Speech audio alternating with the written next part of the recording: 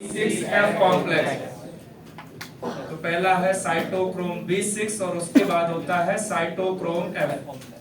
ये हो गया ETS कॉम्प्लेक्स। इसके बाद आपको मिलेगा photo system first. Photo system first की बात करें तो इसके साथ कोई OEC नहीं होता, बल्कि इसके पास इसका अपना फर्स्ट इलेक्ट्रॉन एक्सेप्टर है जिसे कहते हैं FRS। FRS के ठीक क्लोज सिचुएटेड होता है ferredoxin. Ferredoxin that is FD, और यहीं पर इसके पास एक एंजाइम था, कौन सा? FNR, ferredoxin NADP reductase enzyme. यहां पर जो इलेक्ट्रॉन कैरियर का काम कर रहा है वो है प्लास्टोसाइनिन, जो कि luminal side of thylakoid membrane है, और दूसरा विद इन द मेम्ब्रेन जो इलेक्ट्रॉन कैरियर का काम करता है वो कौन है? प्लास्टोकिनोन। तो plastoquinone is a mobile hydrogen carrier and plastocyanin is only electron carrier. चलो अब हम देखते हैं कहानी कैसे यहां से शुरुआत होगी सनलाइट के रिस्पेक्ट में। फोटो सिस्टम फर्स्ट हो या सेकंड, अपने अपने रिस्पेक्टिव वेवलेंथ ऑफ सनलाइट को पहले एक्सेप्ट करेगा LHC के थ्रू। तो यहां से जैसे ही सोलर एनर्जी इसे मिलेगी, इसके मैग्नीशियम का इलेक्ट्रॉन क्या होगा? बाहर निकलेगा। अब मैग्नीशियम का इलेक्ट्रॉन बाहर निकलेगा तो वह फिर से ग्राउंड स्टेट में वापस ना जाने पाए, इसलिए उस इलेक्ट्रॉन को तुरंत कौन ट्रैप करेगा? थियोफाइटिन, और इसे ले करके तुरंत इलेक्ट्रॉन किसको दे देगा? Plastoquinone. But plastoquinone it is not mobile electron carrier, it is mobile hydrogen carrier. करवाता हूं।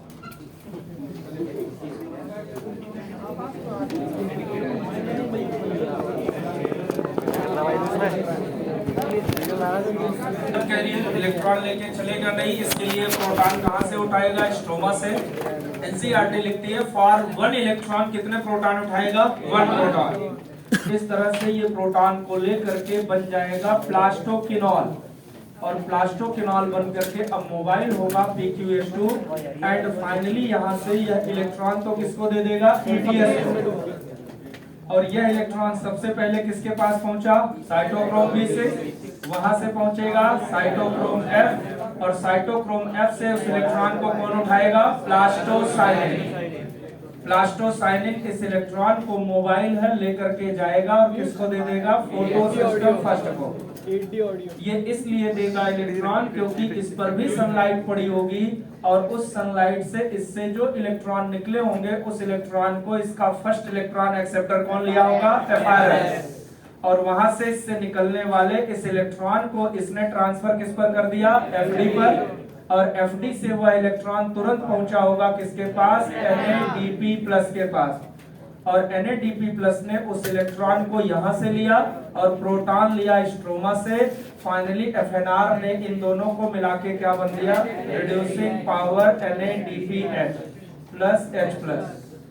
अब कहानी को थोड़ा सा समझना कि कितनी जगह पर प्रोटॉन का कंसंट्रेशन बढ़ रहा है या घट रहा है। ये हम बात कर रहे हैं अभी 1 इलेक्ट्रॉन के कॉन्सेप्ट को, बाद में इसको समझाएंगे पूरा कि इलेक्ट्रॉन का यह खेल। PH2 से जो इलेक्ट्रॉन निकला, PH2 से यहाँ पर कुछ इलेक्ट्रॉन थे, मान लिया 1 इलेक्ट्रॉन निकला, क्योंकि 1 टाइम पर 1 इलेक्ट्रॉन ही होता है। अब जानते हो मैग्नीशियम के 2 इलेक्ट्रॉन है, तो सबको अपनी अपनी एनर्जी चाहिए। एक एनर्जी पाया तो एक निकला, दोनों पाए तो दोनों निकले। तो जैसे जैसे एनर्जी मिलती है वैसे वैसे इलेक्ट्रॉन अपने एक्साइटेड स्टेट में जाएगा। मान लेते हैं 1 इलेक्ट्रॉन निकला, तो वह इलेक्ट्रॉन प्लास्टोकिनोन से होते हुए फाइनली कहां तक पहुंचा? PS1, और PS1 से निकलने वाला जो इलेक्ट्रॉन था वो फाइनली कहां तक पहुंच चुका है? NADP। क्या PS1 का इलेक्ट्रॉन उसे वापस मिला? क्या PS2 का इलेक्ट्रॉन वापस मिला? इसका मतलब इस पूरी फिनोमेना में इलेक्ट्रॉन साइकिल बैक नहीं होगा, इसलिए ऐसी कंडीशन में जो फोटोफॉस्फोरिलेशन होगा नाम क्या पड़ जाएगा? Non cyclic. चलो PS1 को इलेक्ट्रॉन PS2 से मिल जाएगा थ्रू द प्लास्टोसाइनिन। क्वेश्चन आता है PS2 को इलेक्ट्रॉन कहां से मिले? तो इस समय जैसे ही फोटो सिस्टम सेकंड अपने इलेक्ट्रॉन को बाहर निकालता है, यह आयनिक फॉर्म में पहुंच जाएगा। P680 now converted into P680+, और आप जानते हो ये हाईली ऑक्सीडाइज स्टेट है, हाई एनर्जी का स्टेज है। अरे सीधी सी बात है, अगर इलेक्ट्रॉन हाई एनर्जी पर गया तो उस एटम का आयन भी क्या हो चुका है, हाई एनर्जी पर। जो हाई एनर्जी का pS2 है अपना इलेक्ट्रॉन निकालने के बाद, वह पूरे बायोलॉजिकल वर्ल्ड का सबसे स्ट्रॉन्गेस्ट ऑक्सीडाइजिंग एजेंट है। ध्यान से समझना इस बात को। पूरी बायोलॉजिकल वर्ल्ड का सबसे स्ट्रॉन्गेस्ट ऑक्सीडाइजिंग एजेंट कौन होता है, oxidized form of pS2। Oxidized form का मतलब इलेक्ट्रॉन निकालने के बाद, जब तक इलेक्ट्रॉन नहीं निकला है बहुत ही लो एनर्जी पर है, लेकिन जैसे ही इलेक्ट्रॉन एनर्जी लेके निकलेगा यह क्या होगा, हाई एनर्जी पर। और हाई एनर्जी लेवल पर इतना पहुंच चुका है कि इसका ओईसी अब क्या हो जाएगा, एक्टिव। और एक्टिव होते ही यह वाटर की स्प्लिटिंग कर देगा और यहां से प्रोटॉन रिलीज होंगे, इलेक्ट्रॉन रिलीज होंगे और साथ ही साथ ऑक्सीजन रिलीज होगी। इलेक्ट्रॉन तो फिर से किसको मिल जाएगा, pS2 को। और प्रोटॉन कहां रह जाएगा, ल्यूमेन में। और ऑक्सीजन किधर निकल जाएगा, एटमॉस्फेयर में, क्योंकि ऑक्सीजन सिंपल डिफ्यूजन से कहीं भी जा सकता है। इस पूरी फिनोमेना को अगर हम देखें तो प्लास्टोक्विनोन ने जब इलेक्ट्रॉन इसको दे दिया तो क्वेश्चन आता है कि ये तो इलेक्ट्रॉन और प्रोटॉन दोनों लेके आया था, इलेक्ट्रॉन को तो किसने ले लिया, ईटीएस ने। आखिर प्रोटॉन कहां गया, तो ध्यान रखना हर एक ईटीएस कॉम्प्लेक्स की अपनी पंप प्रोटीन्स होती हैं। तो जब इलेक्ट्रॉन ईटीएस के थ्रू डाउनहिल मूवमेंट करेगा तो एनर्जी क्या करेगा, रिलीज करेगा, क्योंकि आपने हाई एनर्जी का इलेक्ट्रॉन ट्रेवल कराया। ऐसे में डाउनहिल मूवमेंट से क्या रिलीज होगी, एनर्जी। उसी एनर्जी की हेल्प से प्रोटॉन पंप प्रोटीन इसके द्वारा लाया जाने वाला प्रोटॉन किधर पंप कर देती हैं, ल्यूमेन में। इस तरह से प्लास्टोक्विनोन लगातार स्ट्रोमा से प्रोटॉन लेता रहेगा और किधर पंप करवाता रहेगा, ल्यूमेन में। वाटर की स्प्लिटिंग भी प्रोटॉन का कंसंट्रेशन किधर बढ़ाती रहेगी, ल्यूमेन में। और NADPH बनाते समय प्रोटॉन का कंसंट्रेशन कम करता रहेगा कहां, स्ट्रोमा में। तो अगर आप देखोगे, इसी को कहते हैं केमी-ऑस्मोटिक हाइपोथेसिस। अगला पार्ट अब चल रहा है जेड स्कीम के साथ। Chemi-osmotic hypothesis is that hypothesis which explain mechanism of ATP formation। ATP formation की मैकेनिज्म को समझाने वाली हाइपोथेसिस का नाम क्या है, Chemi-osmotic hypothesis, जो दिया गया था पीटर मिशेल के द्वारा। पी मिशेल नाम लिखा गया होगा। पीटर मिशेल ने बताया कि ड्यूरिंग फोटोफॉस्फोरिलेशन 3 ऐसी जगह होती है जहां पर प्रोटॉन ग्रेडियंट में डिफरेंस आता है। पहली जगह होती है फोटोलिसिस ऑफ वाटर, किस साइड पर, ल्यूमिनल साइड पर, जो ल्यूमेन में प्रोटॉन का कंसंट्रेशन क्या कर रही है, बढ़ा रही है। दूसरी जगह होती है प्लास्टोक्विनोन वाली, जो लगातार स्ट्रोमा से प्रोटॉन ले करके हाई एनर्जी के इलेक्ट्रॉन की डाउनहिल मूवमेंट से पंप प्रोटीन द्वारा उस प्रोटॉन को कहां पंप करा रही है, ल्यूमेन में। एंड तीसरी जगह होती है स्ट्रोमा में, जहां पर रिड्यूसिंग पावर का फॉर्मेशन हो रहा है, जो लगातार स्ट्रोमा से प्रोटॉन लेकर के इसके नंबर को क्या करेगा, कम करेगा।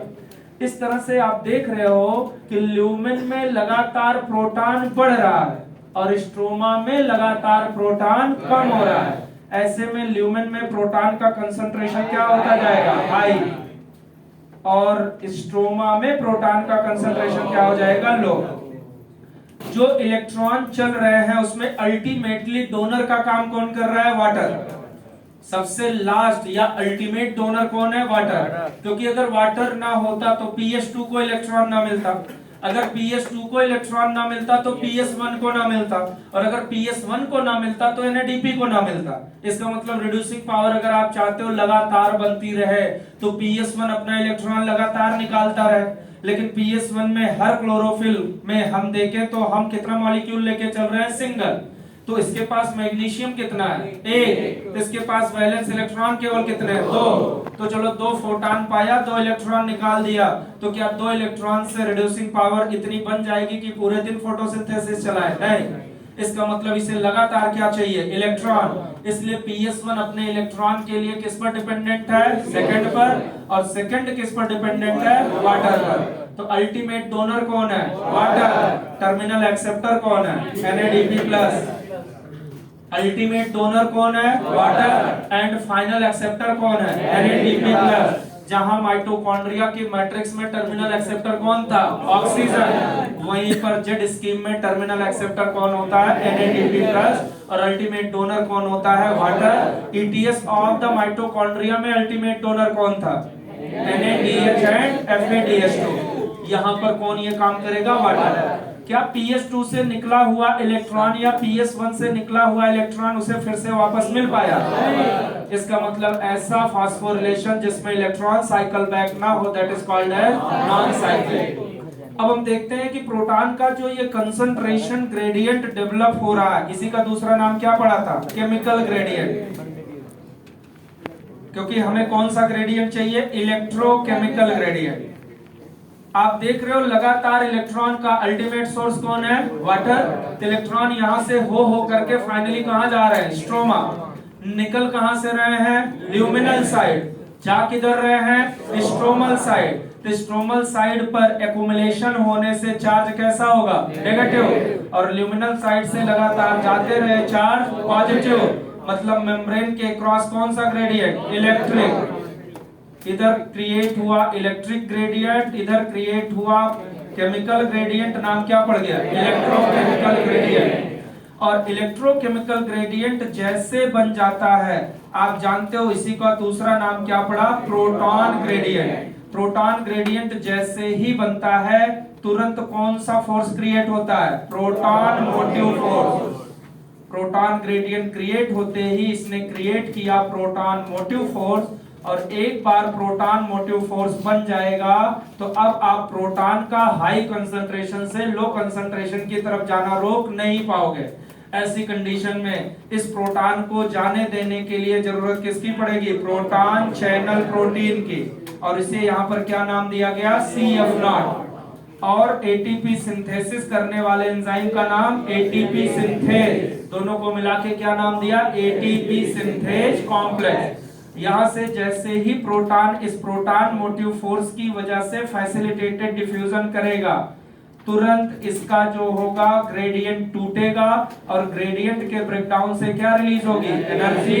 This energy causes conformational change in the enzyme side और यह तुरंत रोटेशनल मोशन करके ADP वाली साइड पर ले आएगा और इस एनर्जी को ADP एंड फॉस्फेट के साथ फिलअप करके क्या बना देगा? ATP। अब माइटोकॉन्ड्रिया और इसके केस में एक डिफरेंस याद रखना, वहां पर भी प्रोटॉन लगातार जा रहे थे फैसिलिटेटेड डिफ्यूजन से, यहां भी जाएंगे, कहानी सब कुछ वही है। वहां पर 4 प्रोटॉन के मूवमेंट से इतनी एनर्जी रिलीज होती है कि कितना ATP बने? 1। बट यहां ध्यान रखना 3 प्रोटॉन के मूवमेंट से इतनी एनर्जी रिलीज होगी कि 1 ATP बने। तो टोटल ATP कितनी बन सकती है? टोटल रिड्यूसिंग पावर कितने बन सकते हैं? समझते हैं इसको ध्यान से सुनना। Total reducing power Z scheme में बनता है 2NADPH+ 2H+। कैलकुलेशन अब ध्यान से सुनना। 2NADPH+ 2H+ चाहिए तो कितना प्रोटॉन चाहिए हमें? 4। टोटल प्रोटॉन कितने चाहिए? 4। इलेक्ट्रॉन भी कितने चाहिए? 4। तो NADP+ भी कितना चाहिए? 2। अब यहां से हमें 4 इलेक्ट्रॉन चाहिए तो फोटो सिस्टम फर्स्ट को भी कितने इलेक्ट्रॉन निकालने पड़ेंगे? 4 इलेक्ट्रॉन। इसे चाहिए भी कितने? 4 इलेक्ट्रॉन। इसका मतलब यहाँ पर सारा मूवमेंट कैसा होगा? 4 इलेक्ट्रॉन का। अगर 4 इलेक्ट्रॉन का मूवमेंट हो रहा है तो प्रोटॉन भी कितने चाहिए? 4 प्रोटॉन। पंपिंग भी कितनी होगी? 4 प्रोटॉन। वाटर को स्प्लिट करके भी कितने इलेक्ट्रॉन देने होंगे? 4 इलेक्ट्रॉन। तो कितने प्रोटॉन रिलीज होंगे?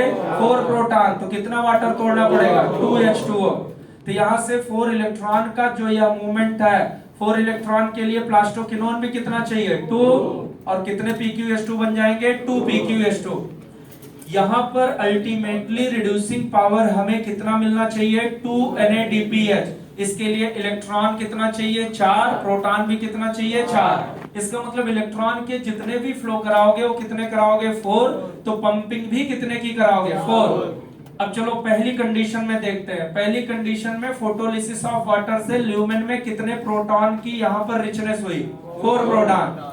Pumping of proton through the pump protein. ये प्रोटीन कौन सी होती है? ETS कॉम्प्लेक्स की पंप प्रोटीन। इस पंप प्रोटीन के थ्रू भी प्लास्टोक्विनोन ने स्ट्रोमा से कितने प्रोटॉन को भेजा? 4। और फाइनली स्ट्रोमा से कितने प्रोटॉन को लेके NADPH बना? 4। मतलब स्ट्रोमा में कितने प्रोटॉन की एक बार में कमी हो रही है? 8। और ल्यूमेन में कितना बढ़ रहा है 8। इसका मतलब ल्यूमेन में 8 प्रोटॉन की रिचनेस होगी और स्ट्रोमा में 8 प्रोटॉन की कमी। तो डिफरेंस हमें कितने प्रोटॉन का दिख रहा है 8 का। अगर 3 प्रोटॉन के मूवमेंट से एक एटीपी बने तो 8 प्रोटॉन का मूवमेंट कितने एटीपी बना सकता है नियरली 3 3 9। लगभग कितनी एटीपी बनेगी 3 एटीपी। इसलिए हम पढ़ते हैं जेड स्कीम का जो प्रोडक्ट होता है 1 जेड स्कीम जब भी चलती है उससे 2 NADPH बनते हैं और साथ ही साथ 3 ATP का क्या होगा फॉर्मेशन होगा। ये पूरी कहानी है chemiosmotic hypothesis and Z scheme की। जेड स्कीम क्यों कहते हैं अभी आगे समझाऊंगा दूसरे डायग्राम से। 3 जगह ऐसी है जो प्रोटॉन ग्रेडियंट बनाने में मदद करेगी। पहला luminal side of the thylakoid membrane, दूसरा pump protein of the ETS complex और तीसरा reducing power formation at the stromal side of thylakoid membrane through the enzyme FNR। Photolysis of water से 4 proton यहां बने, पंपिंग ऑफ पंप प्रोटीन से 4 proton stroma से PQ ने उठाया, electron ETS को दिया, इलेक्ट्रॉन डाउनहिल मूवमेंट की एनर्जी देंगे, उस एनर्जी से पंप प्रोटीन इन चारों प्रोटॉन को किधर पंप कर देंगे ल्यूमेन में। अब चूंकि इसके पास केवल इलेक्ट्रॉन है तो कैरियर भी केवल कौन सा चाहिए इलेक्ट्रॉन, इसलिए यहाँ मोबाइल हाइड्रोजन कैरियर था और यहाँ ओनली मोबाइल इलेक्ट्रॉन कैरियर। यह इलेक्ट्रॉन को लेके किसको देगा PS1। क्यों देगा क्योंकि PS1 का भी इलेक्ट्रॉन किसने ले लिया FRS ने किसको दिया FD ने फाइनली किसको दिया NADP+। इलेक्ट्रॉन का डाउनहिल मूवमेंट हमेशा कैसा होता है लो रेडॉक्स पोटेंशियल टू। इसका मतलब इस पूरी फिनोमेना में फियोफाइटिन का रेडॉक्स पोटेंशियल इस इलेक्ट्रॉन से ज्यादा होगा। अरे लो से किधर चलेगा हाई। फियोफाइटिन का रेडॉक्स पोटेंशियल हमेशा PS2 से निकलने वाले इलेक्ट्रॉन की एनर्जी से ज्यादा होगा या एनर्जी कम होगी। उससे भी कम एनर्जी प्लास्टोक्विनोन या रेडॉक्स पोटेंशियल उससे ज्यादा, चाहे एनर्जी का हो चाहे रेडॉक्स पोटेंशियल, पर वैल्यू को लो या हाई बोलना है। रेडॉक्स स्केल पर पढ़ रहे हो तो सबसे लोवेस्ट पर कौन दिख रहा है PS2 का इलेक्ट्रॉन। मतलब सबसे हाईएस्ट एनर्जी लेवल पर अभी कौन दिख रहा है PS2 का इलेक्ट्रॉन।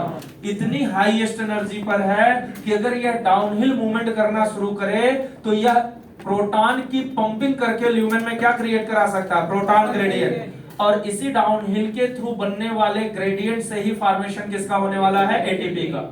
अब यह हाई एनर्जी का इलेक्ट्रॉन अपनी एनर्जी का लॉस करते करते करते करते फाइनली कहां तक पहुंचेगा PS1। यहां तक पहुंचते पहुंचते बेदम हो चुका है, एनर्जी तो डाउनहिल में क्या हो रही है रिलीज। इसलिए इस इलेक्ट्रॉन को फिर से हाई एनर्जी का करने के लिए फोटॉन की जरूरत पड़ती है और फोटॉन की एनर्जी लेके फिर से इलेक्ट्रॉन हाई एनर्जी।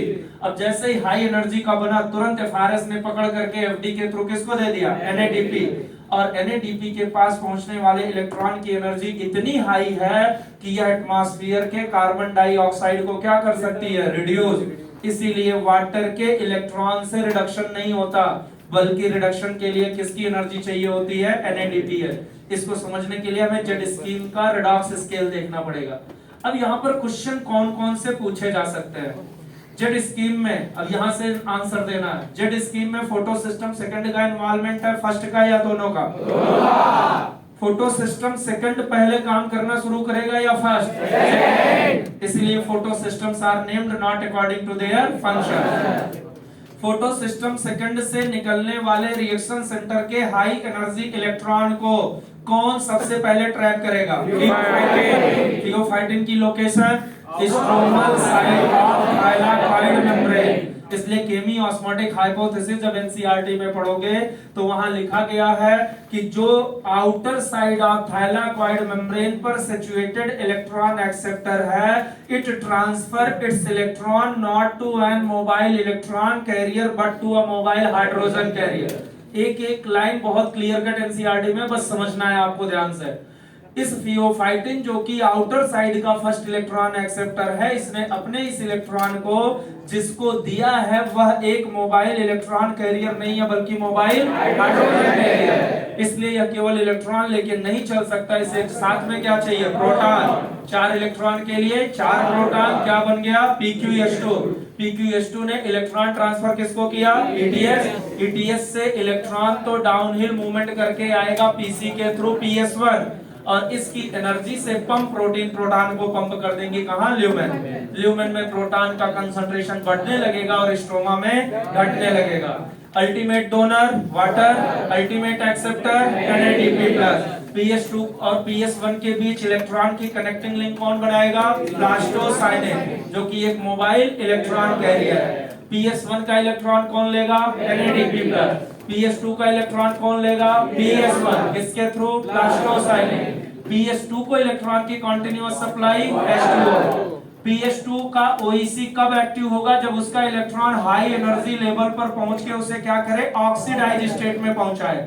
इसका मतलब जब तक PS2 high energy oxidise state में है तब तक वाटर टूटेगा। ये हाई एनर्जी ऑक्सीडाइज स्टेट में कब तक रहेगा? जब तक फोटॉन मिलेगा। मतलब जब तक सनलाइट है तब तक फोटो सिस्टम सेकंड ऑक्सीडाइज है, तब तक OEC फंक्शनल है, तब तक वाटर स्प्लिट कर रहा है। जैसे ही फोटॉन बंद वैसे ही फोटो सिस्टम सेकंड का डोनर ऑक्सीडेशन बंद। ऑक्सीडेशन बंद तो इसी का काम करना बंद, अल्टीमेट डोनर का काम बंद। अब इलेक्ट्रॉन यहीं पर जहां था पूरा रुक जाएगा और फोटोसिंथेसिस वहीं पर क्या होगी? बंद हो जाएगी। अरे मैंने 4 प्रोटॉन का कॉन्सेप्ट लिया ना। PqH2 चाहिए हमें ना। एक PqH2 में कितने प्रोटॉन? 2। हम कितना लेके चल रहे हैं? 4। तो टोटल कितना लेंगे? 2। इसको मैंने ब्रॉडकास्ट पे भी डाला हुआ है। इसके साथ मैंने जेड स्कीम का भी फिगर बनाया गया है। तो आप एक काम करोगे, जैसा मैंने